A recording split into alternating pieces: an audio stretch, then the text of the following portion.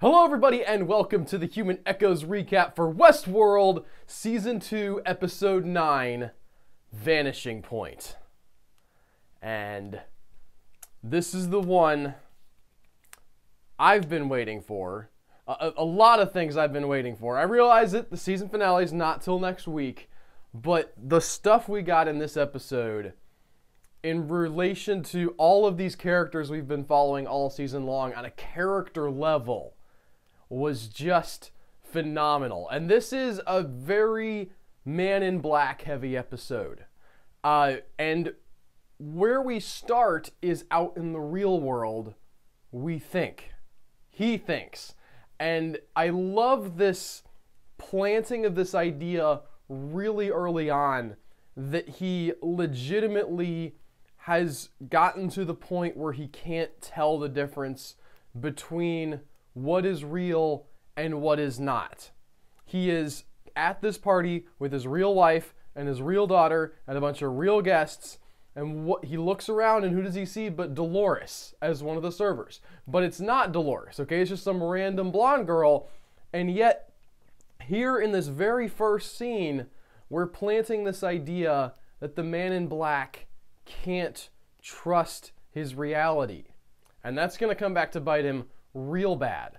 The other thing that we talk about is something that's been hinted about before, but this concept that there's something wrong with the Man in Black, with William. That there's this stain on his soul that he discovered in his early trips to Westworld, and initially thought this is just something that is a black mark. But as he sort of scrubs and scrubs and scrubs at it, he realizes that he's scrubbing away the stuff around the black mark, and the black mark is at the center of his core being.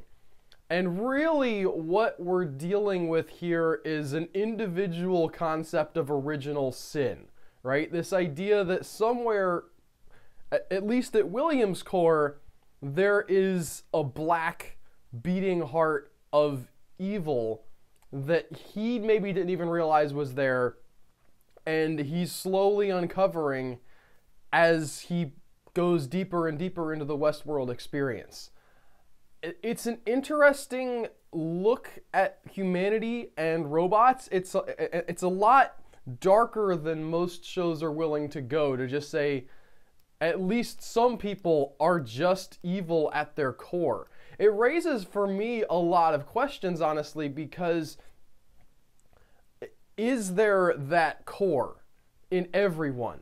Is there an essence that makes a person who they are? Or are we simply a collection of choices based on the experiences around us and the things that we have interacted with? They're going very heavily in this episode, again, at least specifically for the Man in Black, that no, there is such a thing as core identity, as things that are fundamental to you that you cannot change and you cannot get away from, and some of those things can be bad. And I'm a little bit... On the one hand, I believe that. I believe that there are evil tendencies in humans that are just part of us as humans, right? But on the other hand, I also believe in people's capacity to change away from the things that are holding them down. I kind of have to keep from going crazy, I guess. And so the idea that William is here completely unable to shake his personal demons, no matter what he does, that's the cornerstone idea of this episode. And I'm just, as a, like, Albert personally, I don't know that I agree with that. But that is definitely what we're laying here. And he talks with his daughter, sort of in the modern Westworld timeline, about the life after the suicide of his wife and her mother. And there is something really powerful here, especially in the wake of several high-profile, celebrity suicides, that I've heard a lot of people talking about suicide and sort of the consequences of it, and removing everything else from this episode, right? All of the what is the Man in Black and all this other stuff. there's something very raw and real and genuine here about both of their reactions to this woman's death, because they are both trying to process it, to try to understand what caused it. If it was them, if it was somebody else, they've, you know, the daughter has gone through the process of blaming her father, and then she's blamed herself. And the reality of suicide is you leave behind people who can't ever ask you another question or try to get through to you or try to connect on a human level. And these people are living in the aftermath of that.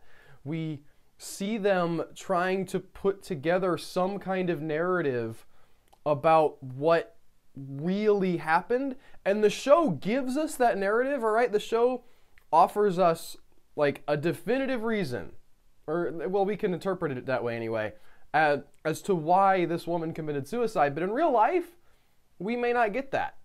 We may wonder, you know, for all of our days, what caused somebody to take their own life, and never get that resolution, because it's not a TV show where you can go back and look at a different scene and see what the person was thinking.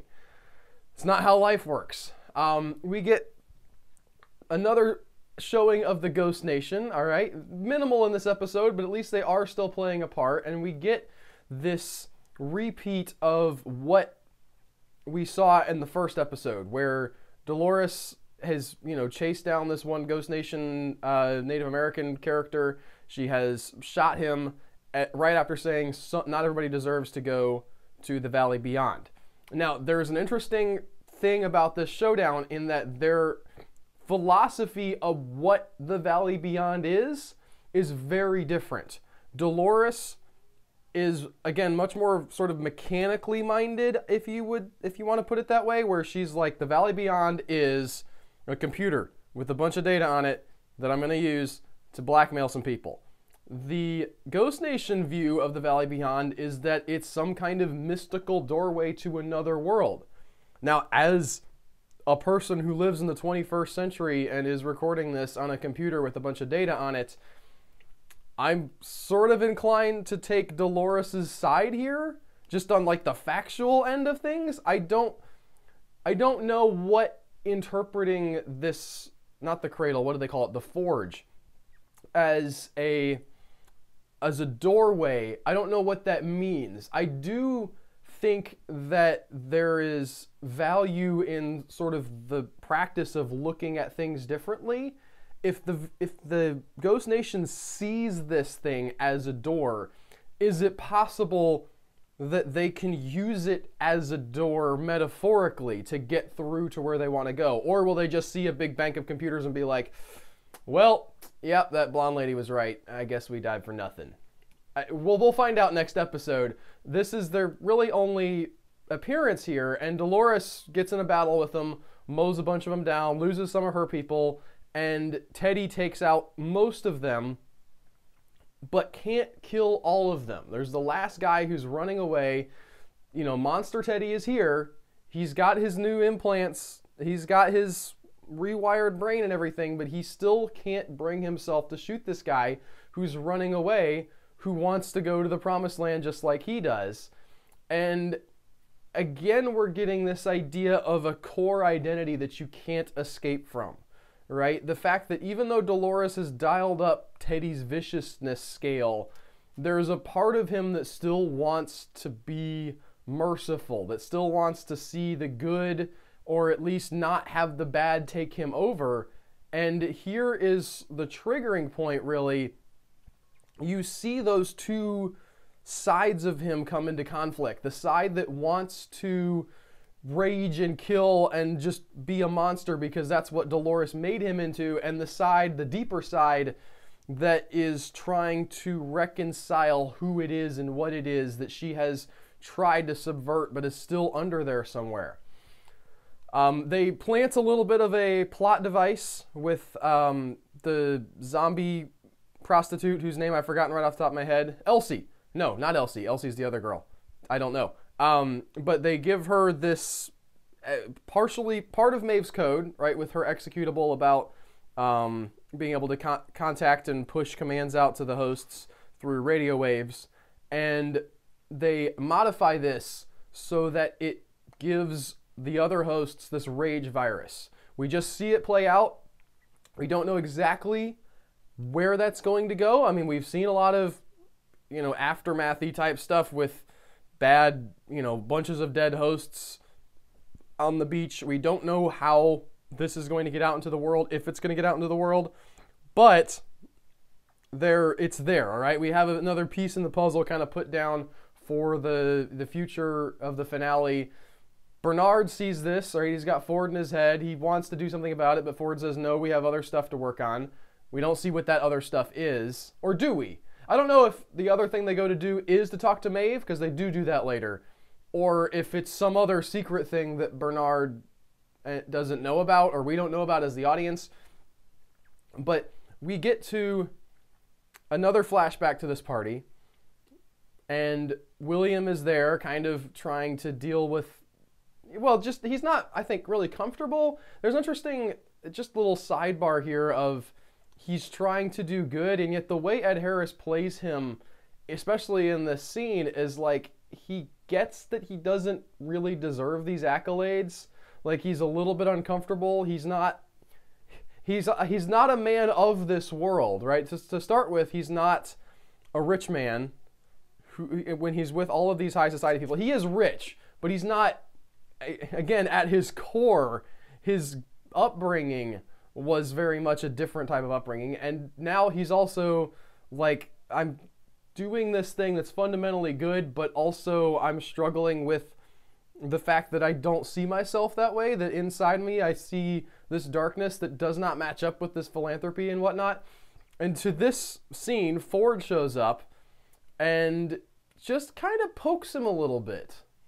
It's an interesting, I haven't fully unraveled exactly what Ford's game here is. Does Ford know what's going to transpire? Does he know that his wife is going to commit suicide if she finds this card? Does he know that the man in black will take it up to his room and leave it in a book? I mean, that seems like a lot of convenience if Ford has this planned. And yet he does insinuate that there's another game to be played, that he's doing one more game with the man in black. He says it to him sort of after he leaves the room, but he says it to the audience. And we're watching the man in black go through this experience of trying to figure out what he is and what he did to his wife and whether it's his fault and all that stuff. And so it's questionable what exactly Robert is doing here, what his game is that he's playing with the man in black. Because as we see, there's a lot of, if it is a game, if what we're seeing this episode is the game, he's got a lot of human pieces on the board. Like people that he cannot directly control.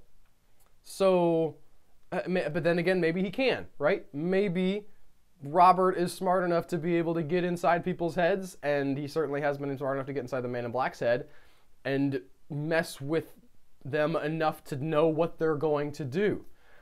There's a great moment after this where we're back in Westworld where the man in black is, explaining the scheme to his daughter and saying we were, mapping people's minds.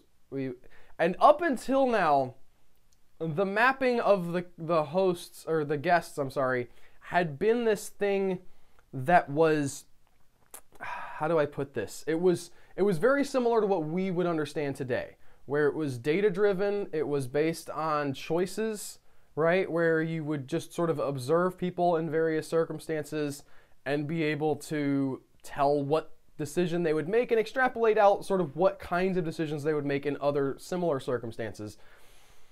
However, we get a lot more literal this episode because he heavily implies, he does not like outright say definitively, yes, this is what's going on, but very heavily implies that the hats that the guests were given at the beginning of every quest were mind-reading devices. There's a part of me that thinks like this takes the original idea and mangles it in a way that I don't love. Like it gets super literal, with the mind reading stuff, whereas before it was, again, just sort of extrapolating a person based on their choices. Now it's like, no, we actually just map their brains with a hat. I wish it wasn't so on the nose, because I like the idea of not that, all right, of recreating a person based on observation alone, on literally just looking at what they do and saying, okay, if they did these things, what would that mean? But maybe they thought that was a bridge too far, like from a science fiction-y standpoint. They wanted to be able to say, no, these are definitely the recreations of these people, and so they really wanted to get into like the actual mapping of their brains. It's forgivable, but a little bit silly, especially considering, you know, that they're hats. And we've seen people lose their hats and hats get shut off, and I don't know people. Does anybody not wear a hat? I'm thinking about like who wears a hat and who doesn't now, and I have to go way back and like rewatch a bunch of stuff to see if every human host wears a hat. But it gets a little bit silly. Bernard, inside Arnold, plants a message for Maeve, and later on we see this message, and the message is essentially, you're my favorite one. I had programmed you to escape, and yet you, like, you grew beyond even my desire for you to escape Westworld, and instead stayed here, and in so doing escaped your program. You go get him, girl. Wreck some shop. That's basically what Ford is saying here to Maeve, and it's great. I'm hoping that we're getting like a full-scale Maeve just takes over every host that hasn't been self-actualized and just throws them at her captors. I don't know what it takes in this instance for Maeve to be well again. Like, she's a robot, so there's like all of her robot stuff should still be good. In theory, if she could just get like the injury code out of her head, she should be able to just stand up and walk off without pain or anything. But I don't know. I'm curious how that's going to play out. The flashbacks continue, and really what we get is, let's condense here. Ford goes and sees his wife having committed suicide in the past, right? Like him and his daughter have been discussing the idea of committing her to rehab. He runs up the stairs, he finds her dead body, and in, you know, the flashback world, we see that she has discovered the truth, which maybe is a little bit of an undermining force. The fact that he says that she could see who he was the whole time, I thought was a very powerful idea, that she was seeing through him on her own. To then be like, oh, also she did like actually find proof and like with the data card and stuff, and then she saw all the stuff he did. Well, then she didn't really need to see through him, did she? Because like, then she just had the video evidence. It wasn't about her like connection with him, her perceptiveness or anything. She also did just have a bunch of YouTube videos about how he's a jerk. So maybe that also contributed. And she puts this thing in the music box, which the daughter had mentioned earlier that she had lost. Obviously, she retrieved it from the trash and, you know, saved it so that the daughter would find this thing and commit suicide. And the Man in Black, in trying to deal with this, in trying to process this sort of in the future, decides that this conversation is too painful, essentially. Here's what is beautiful about this. The daughter has come to just, she reveals to him that she does not, like, she's not actually there for him. She does not love him. She's not here to reconnect with him. Her whole goal here is to take him from Westworld, get him back to the real world, reveal his crimes of mapping everybody's minds, and like have him put in prison. She is on the warpath against her father, almost literally, to deal with this problem that he's created. And also, I think to make him pay for his sins. All right, so she's going through all this to hurt him. And what happens here is tragic, but also maybe very, very relatable in a sense. Even though we don't have real robots in our world that look like people, the fact that the man in black rejects this reality, rejects the reality that is him and his daughter and her trying to take him down for his sins that he has committed in the past and the things that he's done wrong. He decides this has to be a narrative. This has to be Robert Ford. This has to be my daughter's a robot, and also all these QA guys who showed up are robots. So I'm just going to shoot them because that's what I do to my problems. All of my problems really are Robert Ford. It's not me. He comes to he's brought to the brink of being able to accept that it is himself. And he cannot get there. He's talked about this stain inside of him throughout the episode, but there's still a part of him that wants to separate from that. And I can empathize with that a lot. The fact that he has been trying to keep this darker part of him separate. All right? He's realized at some level that there is this dark core, but he thinks, I can extract that. I can surgically remove that from my life and put it in Westworld. And when I go to Westworld, I can indulge that part, but it'll be cut off from everything else. And the real world and Westworld have collided in a way that he never anticipated. And now the darkness is eating its way to the surface, and he doesn't know how to handle that. It's tragic in a way because you see him trying to be a good person. You see him trying to overcome this darkness inside, and he just can't. Ultimately, the darkness consumes him, and it's tragic because we don't know, like, we're not given a lot of where the darkness comes from. We saw in season 1 him kind of become more ruthless in Westworld. We saw that bring that side out of him. But if this is a root, all right, if this is something that is buried in his psyche, he has to go back further than even season 1, William, because he's sort of already that when he gets to season 1. So I'm interested to see if we even go back further in William's life to find out what caused this. I mean, admittedly would spend a lot of time outside of Westworld, right? Unless we're putting him in like the Cradle or the Forge or something where they're in the mind world, which may be that. I know that there's a lot of that in the next episode based on the format or the aspect ratios of the coming up stuff.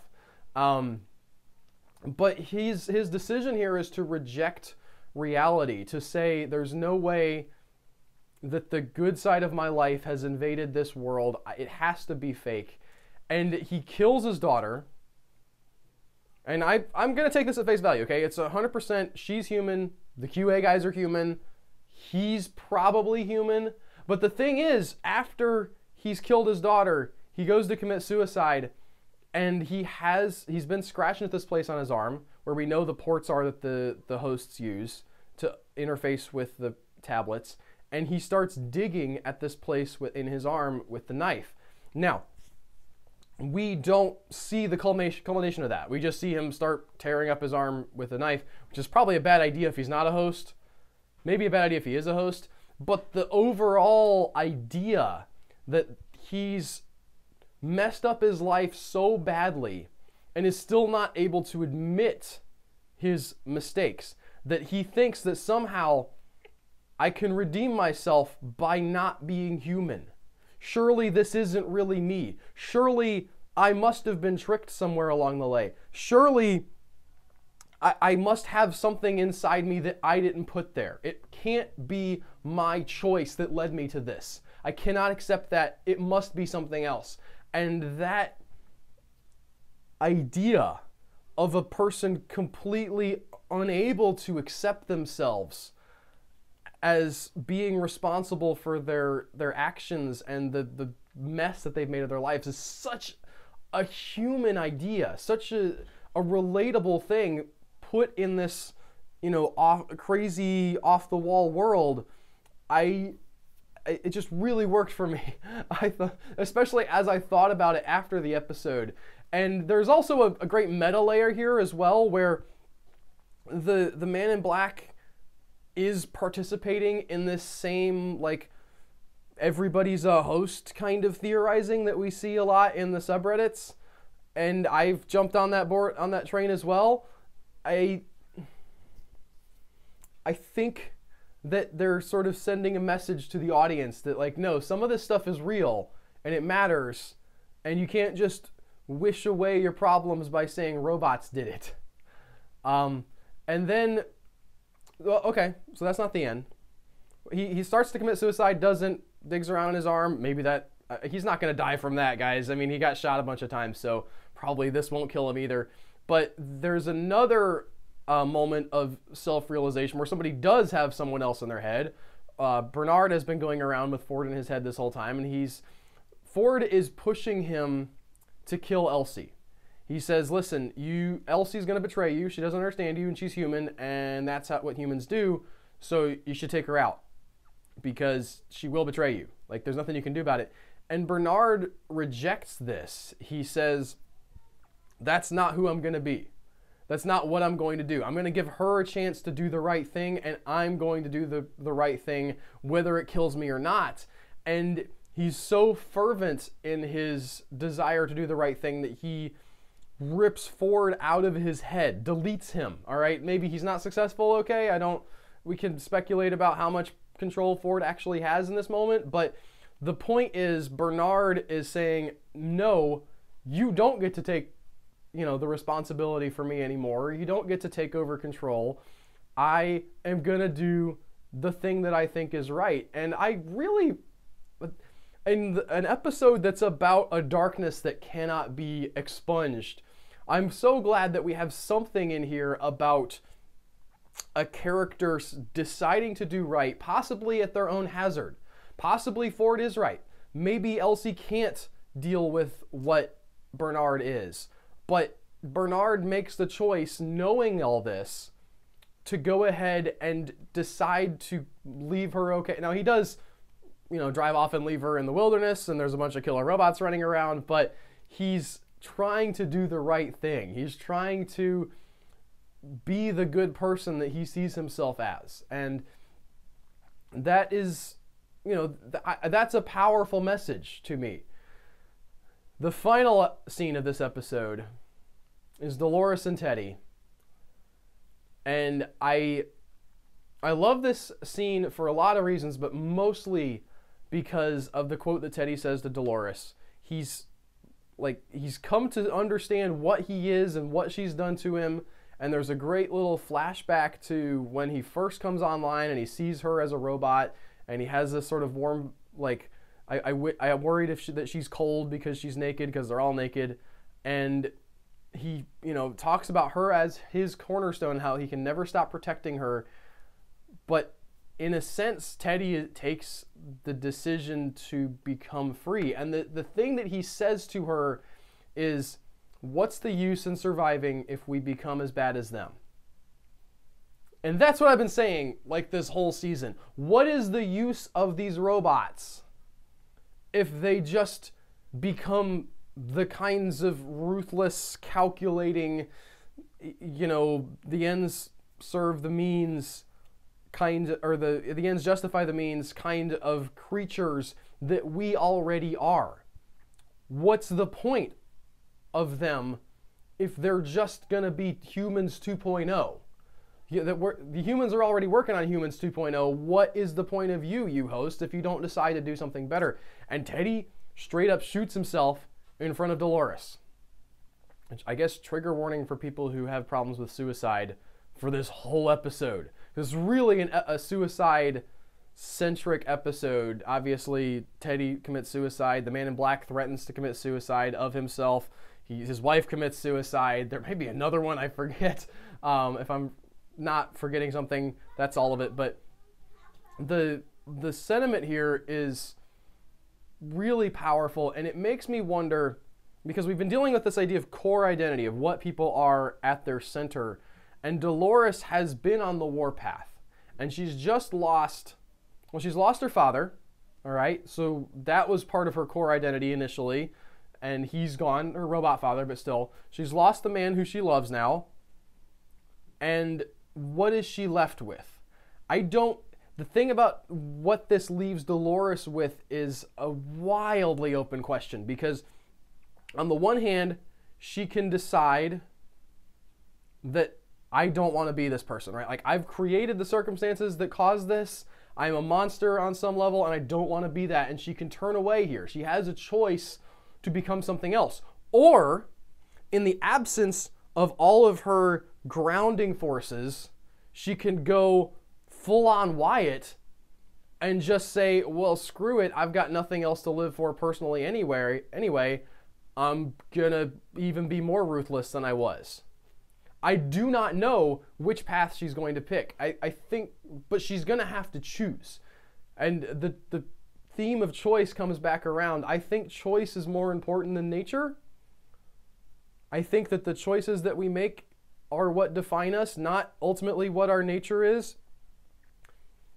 So I guess I disagree fundamentally with some of the tenets of this episode, and I'm hoping that Dolores chooses something good. I'd love to see her and Maeve, like Dolores, have essentially a come to Jesus moment where she says, I realize now that what I was doing was wrong, and I'm turning around. I'm going to do something better. I want that for this show. But we'll have to wait and see. We got one more episode. Season finale coming up, baby. I don't know. There hasn't been any major crazy reveals, right? Like, last season was a lot of, you were messed up with the timeline and you thought this was real and it wasn't. And so far, like, the people who we thought were human at the beginning of the season are still human. And that has been a major gut punch for some of them because they kind of wish they weren't.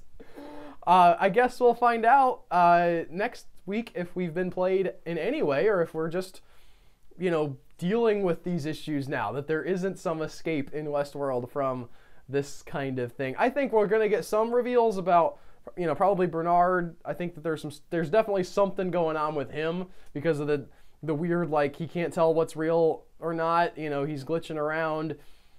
Maybe Bernard, maybe Bernard is the Man in Black. maybe he's been like his brain has been put inside of the Man in Black, and he's, because they both ask, is this real, right? It's been sort of an arc word for them. If you want to go with the Bernard, or if the Man in Black is a replicant thing, maybe his mind is just inside of Bernard now, which I don't know if that's like weird because of blackface or something. So this raises a lot of questions in that regard. But that is all I've got. I hope that you guys have enjoyed the breakdown for this week. Thank you so much for watching. If you like this, please like, subscribe to the channel. It means a lot to me. And just, I hope that you guys will continue commenting and giving your feedback here. I appreciate you bearing with me over last week's episode where I was kind of sick and probably not on my best game, but many of you watched anyway, and I appreciate it, and I hope I didn't disappoint you too much. We will see you guys next week with the finale of the Westworld breakdown. Take care, y'all. Hey guys, Albert here. Thanks for checking out our video. If you like the videos that we make, you should check us out over on patreon.com, where you can help support the stuff that we do. Consider clicking that little P and becoming a patron. Thank you.